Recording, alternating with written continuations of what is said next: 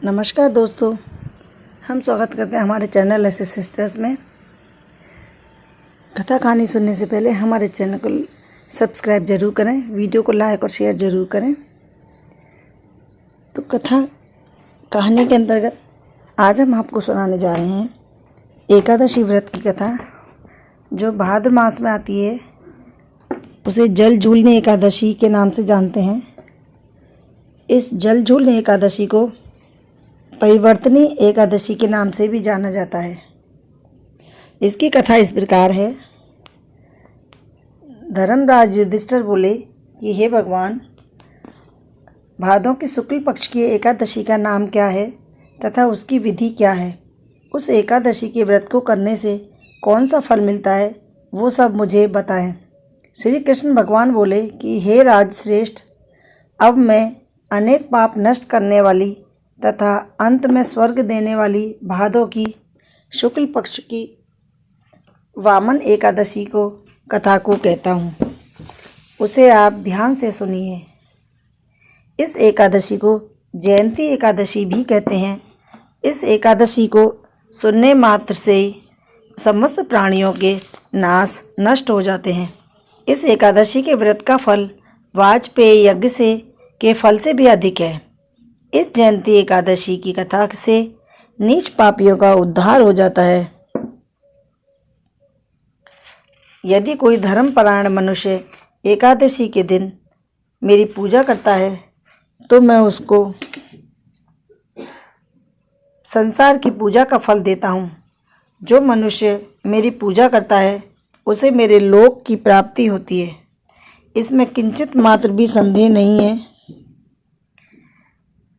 जो मनुष्य एकादशी के दिन श्री वामन भगवान की पूजा करता है वह तीनों देवता अर्थात ब्रह्मा, विष्णु, महेश की पूजा करता है।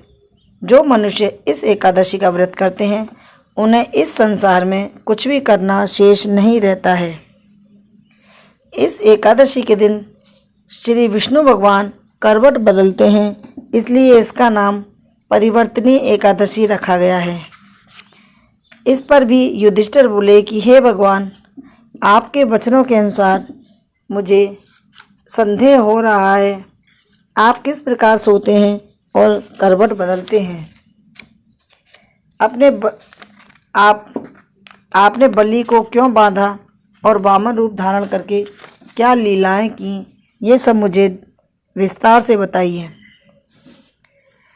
चातुर्मास्य के विधि क्या है तथा आपके शयन करने पर मनुष्य का क्या कर्तव्य है, सो विस्तार पूर्वक कहिए। श्री कृष्ण भगवान बोले कि हे राजन, अब आप पापों को नष्ट करने वाली कथा का श्रवण करो। त्रेता युग में बलि नाम का एक राजा था। वह बहुत अत्यंत भक्त, दानी, सत्यवादी और ब्राह्मणों की सेवा करने वाला था।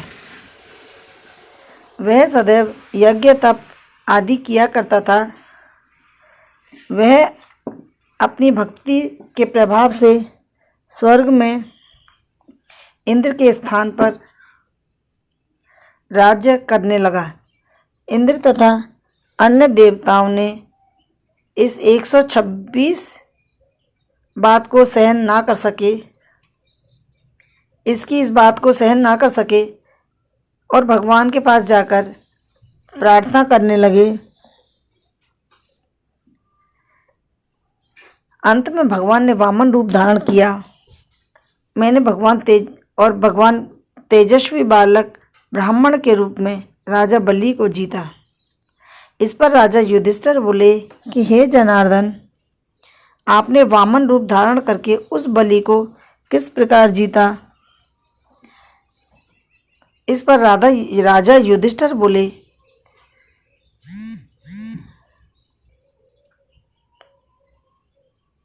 कि हे भगवान, आपने बलि को किस प्रकार जीता, यह सब विस्तार पूर्वक बताइए। श्री कृष्ण भगवान बोले, हे राजन, मैंने वामन का रूप धारण करके राजा बलि से याचना की कि हे राजन, तुम मुझे 3 पग जमीन दे दो। इससे तुम्हारे लिए 3 लोक दान का फल प्राप्त होगा। राजा बलि ने इस छोटी सी याचना को स्वीकार कर लिया और भूमि देने को तैयार हो गया।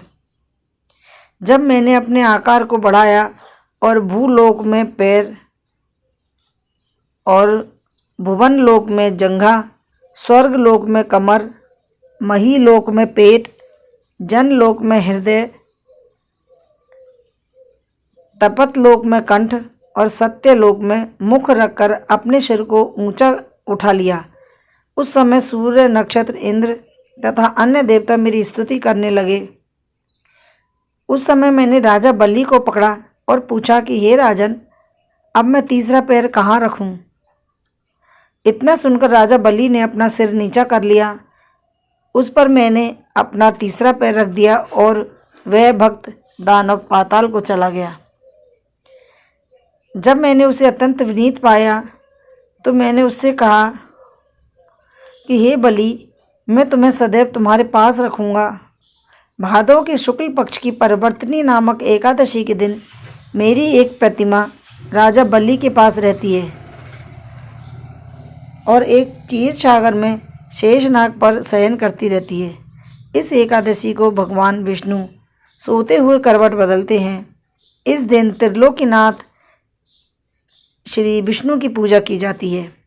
इसमें चावल और दही सहित चांदी का दान किया जाता है। इस दिन रात्रि को जागरण करना चाहिए। इस प्रकार व्रत करने से मनुष्य समस्त पापों से मुक्त होकर स्वर्ग लोक को जाता है। वह स्वर्ग लोक में जाकर चंद्रमा के समान सदैव प्रकाशित होते रहते हैं। उनको इस लोक तथा परलोक दोनों में यश मिलता है।